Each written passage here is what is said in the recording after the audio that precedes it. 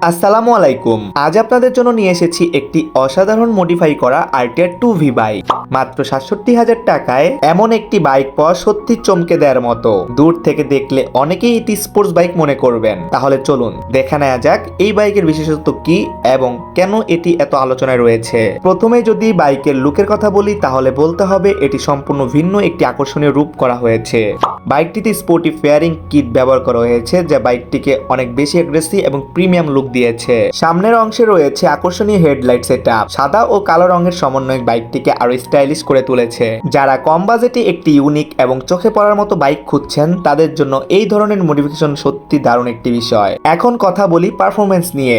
RTR 2V মূলত নির্ভরযোগ্য engine, ভালো মাইলেজের জন্য পরিচিত। শহরের রাস্তায় কিংবা গ্রামের পথে দুই জায়গাতে বেশ স্বাচ্ছন্দ্যের সঙ্গে চলতে পারে। মডিফাই করা হলেও বাইকটির মূল ইঞ্জিন পারফরমেন্স বজায় রয়েছে।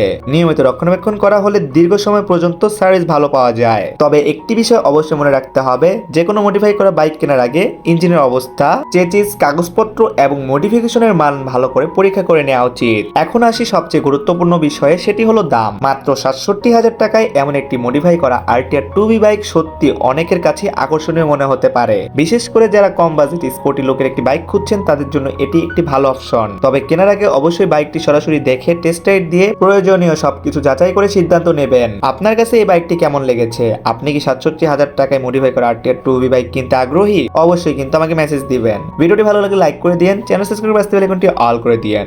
আল্লাহ হাফেজ।